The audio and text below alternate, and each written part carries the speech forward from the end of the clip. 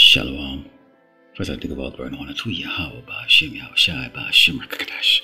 Double on the Jesus, zealous and apostles of great millstone, likewise brothers put on the truth. Faithfully fearlessly feeding the sheep and two brothers and sisters. Tuning in Shalom. Today's lesson is titled Fear None of These Things.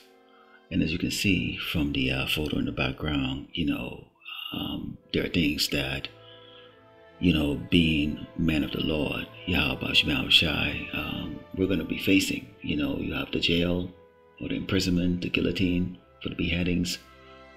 You have the temptation of the MOTB or the mark of the beast. You have the innumerous amount of people that are going to be coming up against us, blaming us for what's happening in their lives. And you have the sword, that's wielded by this devil Esau, the Edomite, the so-called white man. But the Malak, the Mashiach, has told us not to fear any of these things.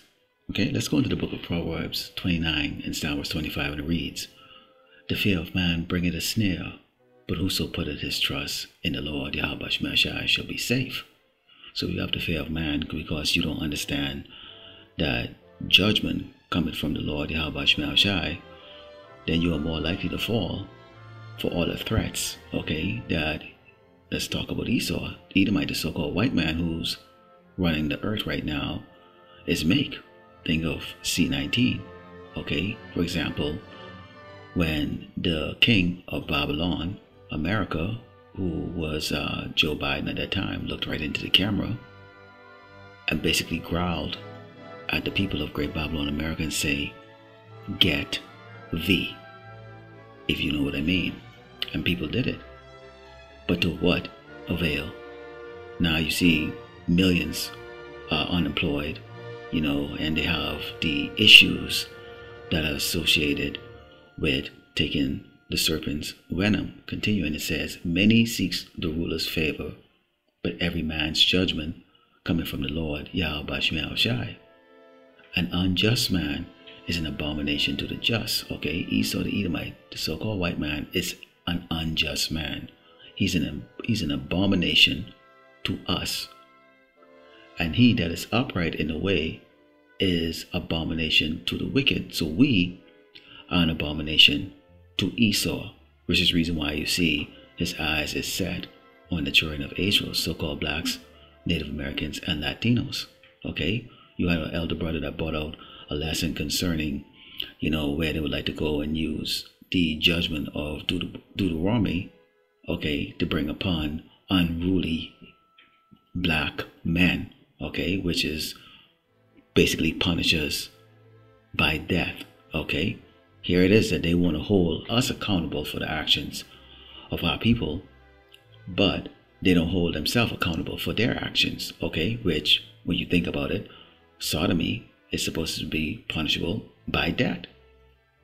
Murder, which Esau commits all the time, is supposed to be punishable by death. But he wants to point his finger at us. Continuing, let's go into the book of Revelation 2 and 10, and it reads, Fear none of those things which thou shalt suffer. Behold, the devil shall cast some of you into prison, that ye may be tried, and ye shall have tribulation 10 days. Be thou faithful unto death, and I will give thee a crown of life. So we have to focus on the results of being faithful, of fearing none of the things that we are going to have to face, versus the journey or the trials and the tribulation that's associated, with being spiritual men. The reward is that crown of life, which the Mashiach himself is going to place, on the brothers that make it as part of the 144,000 men, who are going to be the governors in the kingdom to come. So you can see here, we've been told, red letter, the Mashiach is speaking, fear none of those things which thou shalt suffer. So see, we are going to suffer. Hence, the first part of this image, you see a jail cell, and we know what's associated with that, torture, waterboarding, and all of the other things that this devil, Esau, the Edomite, so-called white man, likes to do to his prisoners. So our mind is prepared if we be selected by the Lord Yahawashi to endure something like that. This is Revelation 20:4. It reads, "And I saw thrones, and they sat upon them, and judgment was given unto them. And I saw the souls of them that were beheaded for the witness of a Mashiach, and for the word of power, which had not worshipped the beast, neither his image, neither had received his mark upon their foreheads or in their hands. And they lived and reigned with Hamashiach 1,000 years." This is the second part of this picture, in which you see the guillotine. Some of us are going to get our head chopped off. Okay? And yes, we're in this flesh, and you're going to be led into a room, and you're probably going to look on the floor or in a bucket or whatever they have inside there. You're going to smell death, and you're going to see a lot of heads. You're going to see people with their mouths and their eyes open. That's, them screaming just before the head is chopped off. And so they're going to be having rigor mortis, okay, which is, you're frozen. Your face is going to be frozen in that last gasp of air. Okay, you're going to see something like this. But this is something that we are told not to fear, because the prophets have had their head chopped off in the past. And it's going to happen again. Now, we don't know which brother's head is going to get chopped off. So every brother in this ministry has to be prepared to have his head chopped off. Okay, you might be the one that's going to get your head chopped off, not necessarily an elder. Okay, let's go into the third part of this photo. This is Revelation 3:10. It reads, "Because thou hast kept the word of my patience, I also will keep thee from the hour of temptation, which shall come upon all the world to try them that dwell upon the earth." So what is that temptation?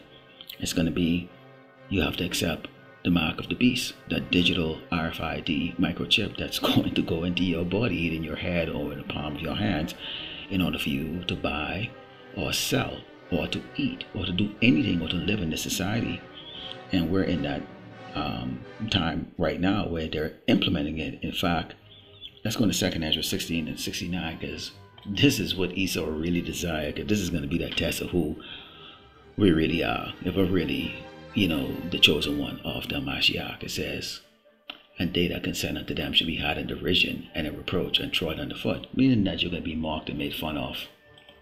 Imagine they beat the shit out of you, put you in a prison cell, torture you a little bit, and then offer you, okay, the mark, and say, you know what? The God that you believe in is not going to save you.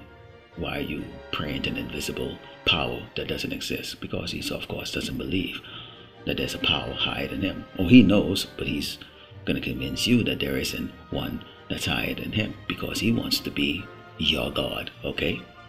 And if you bow the knee to Baal, if you bow the knee to the so-called white man, they will mock you and laugh at you, and you're not guaranteed anything as a result. Remember, never trust thine enemy. This is 2 Ezra 15 and start verse 1. Okay, when we go into the large multitude of people that is coming up against us currently, and that are going to come up against us even more as they blame us for the reason why they're catching hell, why they're not getting snaps, why they're not getting food stamp, why they can't pay their rent, why the so-called white man is going after so-called black people and Latino people and Native American people. They're going to be blaming us. Also, additionally, you have the Edomites coming at us, okay, which includes federal agents and sentries and hitmen and hit women and hit children, okay, you name it.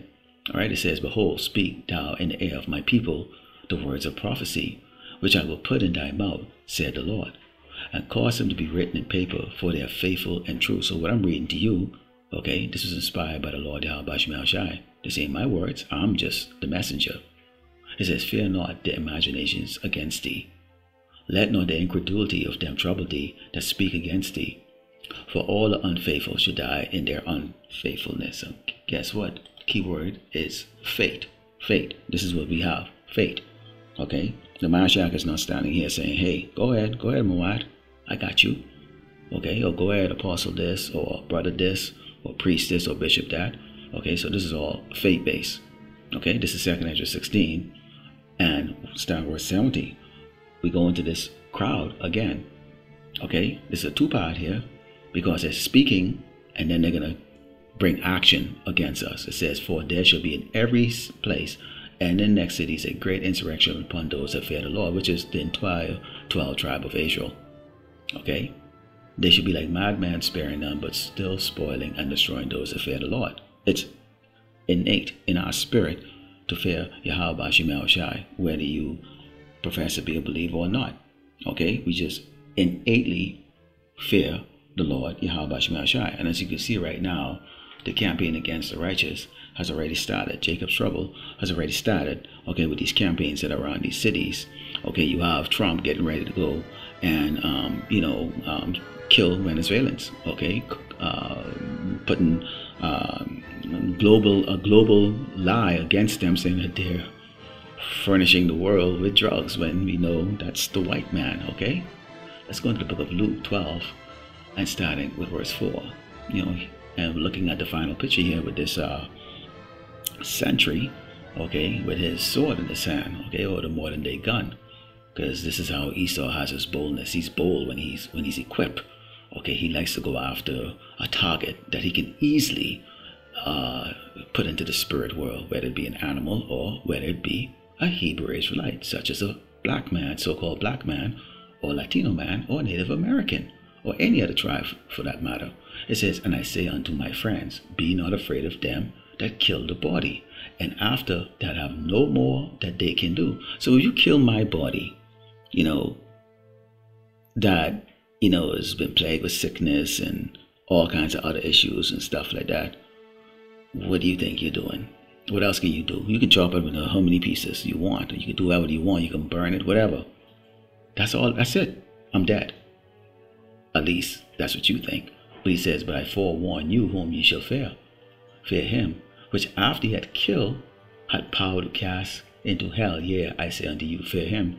So Lord, Yahawashi can put you to death, put you in the spirit world, and then bring you right back to life again, okay, and put you in hell, which is going to be a condition in life. And we're seeing that happening right now. Jakes, them that are catching hell right now, these women that are walking around, bewildered because they can't get food stamps, about to get thrown out in the streets, and them and the little nigger kids and spick kids and all that, who are complaining and stuff like that. And this is just the beginning. This is their hell. See, this is their regeneration into hell. They've been put to death before. They probably were the ones that were standing, cheering Pontius Pilate to put the Hamashiach to death and prefer a murderer over their king. And here they are now getting that judgment. Let's go over the book of Matthew 24.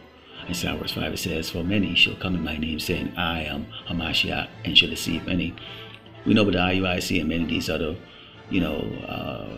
camps and other Christianity church and stuff like that, that are just deceiving people, either with the image of Caesar Borgia, or they're just distorting, what is being taught about our heritage, which is that we are the true biblical Hebrew Israelites. They're distorting it so that they could please their oppressor, Esau the Edomite, the so-called white man. It says, and ye shall hear wars and rumors of war. See that ye be not troubled, for all these things must come to pass, but the end is not yet. Here's a video clip you're seeing right now, watching, the United States is preparing, the United States military is preparing to go to war with China, Russia, and all these other nations that's going to come up against it. It says, for nation shall rise up against nation, and kingdom against kingdom, and there shall be famines and pestilence and earthquakes in diverse places. You can't buy food, you're going to experience famine. There's earthquakes. There's famine on this earth. There's famine here in Great Babylon, America. There's pestilence. People who took the C-19 jump juice, guess what? They're experiencing health issues, associated with that. Not just your normal cough, but things that there's no cure for. Occurs, of course, depends on the geological location that you are going to experience those things. We experience a lot of those here, even in Great Babylon, America. It's places like California, and even out here in Texas. It says all these are the beginning of sorrows. The beginning of sorrows, man. That should make you tremble right there. The beginning. Then shall they deliver you up to be afflicted and shall kill you, and you shall be hated of all nations for my name's sake. Whose sake? Yahawashi Mashiach's sake. Now you have to understand that a lot of things took place in the past, but a lot of these same things that's taking place in the past is also taking place right now, What was in the past is also happening in the present, Okay, it says, and then shall many be offended, and shall betray one another, and shall hate one another. And many false prophets shall rise, and shall deceive many. And because iniquity shall abound, the love of many shall wax cold. We can't stress it enough how people are going to turn on people. And the mental state that people are going to be in when they find themselves, desolated or not, being able to go around their so-called friends, or their friends, turn their backs on them because they can't help them, or whatever the case is like that, or they don't want them around because they're falling on hard times. It's going to be just one of those things that people are going to have to deal with, the mental and the physical state of the tribulation here in Great Babylon, America, and all across this earth. And it says, but he that shall endure unto the end, okay, meaning you fear none of these things, you trust and have faith in Yahawashi, the same shall be saved. And this gospel of the kingdom shall be preached in all the world for a witness unto all nations, and then shall the end come. And the internet is doing just that.